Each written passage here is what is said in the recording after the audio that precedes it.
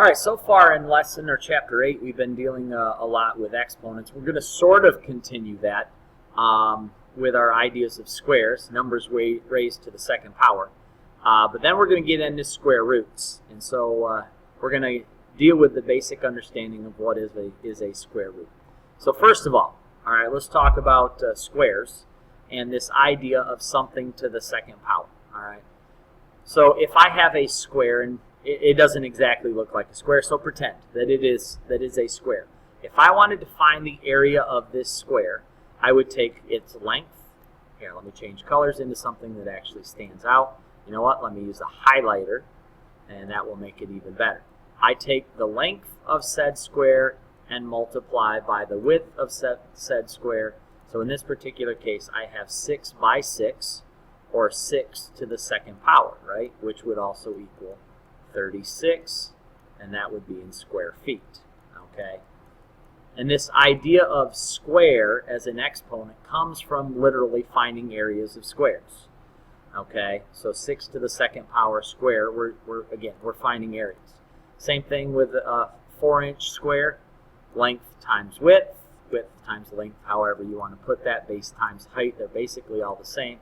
This would be 4 by 4, so that would be 4 squared. And 4 squared is 16. In this case, it would be in square inches. All right.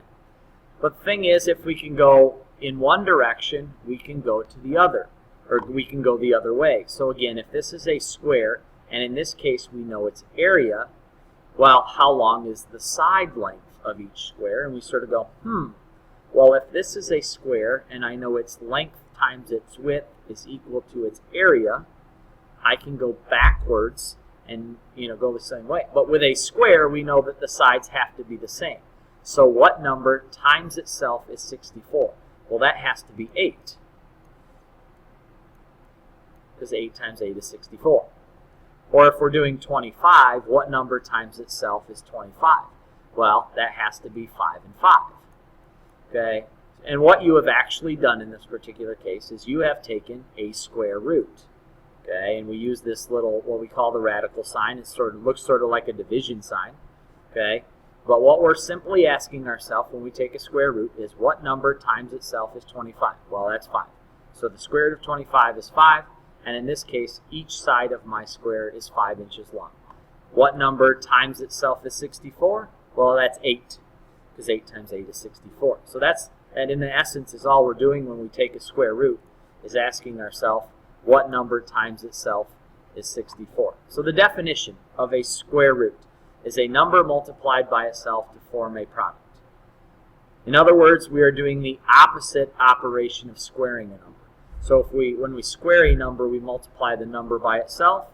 Well, in this case, we're going backwards through that operation. Okay? And so, for example, 6 squared is 36. So if we go the other way, the square root of 36 is 6. We are going backwards through the squaring process. All right? Some more about square roots. All right? So now, all positive numbers actually have 2 square roots. For example, the square root of 16 is 4, because 4 times 4 is 16. But also, negative 4 is the square root, because if you think about this, and I'm going to go over here to the side, negative 4 times negative 4, well, 4 times 4 is 16. Negative times negative is positive. So in each case, all positive numbers have 2 square roots, a positive and a negative. All right. The positive is what we call the principal square root, and that's what we use most of the time when we're solving problems. All right. Now, the only way to make a square root negative is to put a negative sign out in front of the radical, okay, which we'll do every once in a while. And it is impossible to take the square root of a negative number. So, for example, we can't do the square root of negative 4, okay? Because what number times itself is negative 4? Well, there isn't anything. So, still more about square roots, and I think I just talked about it. Cannot take the square root of a negative number, okay? Because if you really think about it, what number times itself is negative 49? And people will go, we'll try to go through these combinations of negative 7 times 7. Well, you can't use that because negative 7 and 7 are not the same thing.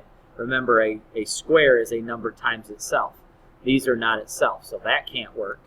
And again, a negative times a negative is a positive. So negative 7 times negative 7 can't work as well.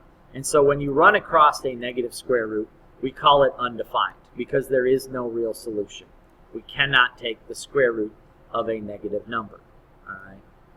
So now the other still further thing about square roots is we have these perfect ones, the perfect squares. Okay, numbers that have integers as square roots are called perfect squares because a lot of numbers have decimals for their square roots. But the square root of 1 is 1 and negative 1.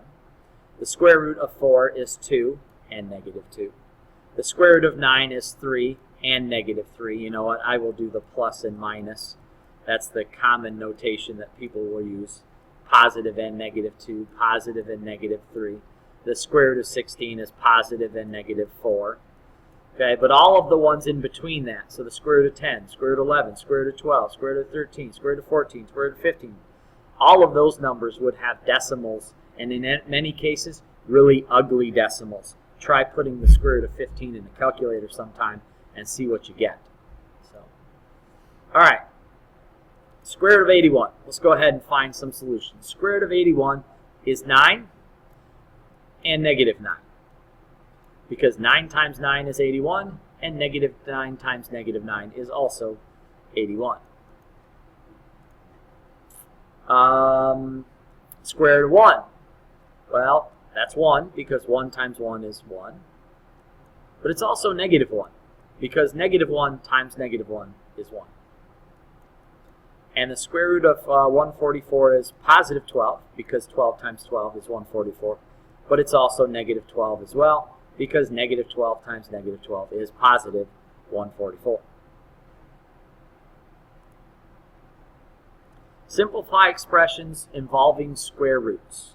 All right, so, and in this case, we are going to use the principal square root. Okay, so don't worry about finding the negative square root when you're doing these. All right, so the radical, by the way, also works as a set of parentheses, and we'll get to that in a second. And no space, remember, is multiplying. So here we go. 3 times the square root of 25 plus 4. Well, in this particular case, I need to do the square root of 25, which is 5. So now I have 3 times 5 plus 20, or plus 4. Multiply or add, well, we multiply next, so 3 times 5 is 15 plus 4, and then 15 plus 4 is 19. Now I'm going to give you 2 versions of how to deal with this, okay? And because depending on what these numbers are, you actually have some choices. But again, the radical is like a set of parentheses. You need to do everything underneath, if possible, before taking your square root. So in this particular case, I'm going to go 16 divided by 4 is 4. So now I have the square root of 4 plus a half. Okay. The square root of 4 is 2. So 2 plus a half. Well, 2 plus 1/2 is 2 1/2. Sorry about all of the notifications. Or if you wanted to, you could have done the whole common denominator thing to put those together. Okay. Now here is your other option. Okay. In this particular case, you will notice that 16 and 4 are both perfect squares. They both have perfect square roots. So we can, if we want to, in this particular or a case like this, we could break this up and go the square root of 16 over the square root of 4 and then plus 1/2. Okay, and this is sort of a special little thing. The square root of 16 is 4.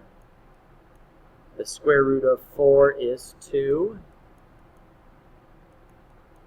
And in this case, if I wanted to, and this is where I have choices, I could go 4 divided by 2 is 2, and that would get me over to here. Or in this case, I could call this 5 halves if I want to add those two fractions together. But 5 halves is 2 1/2.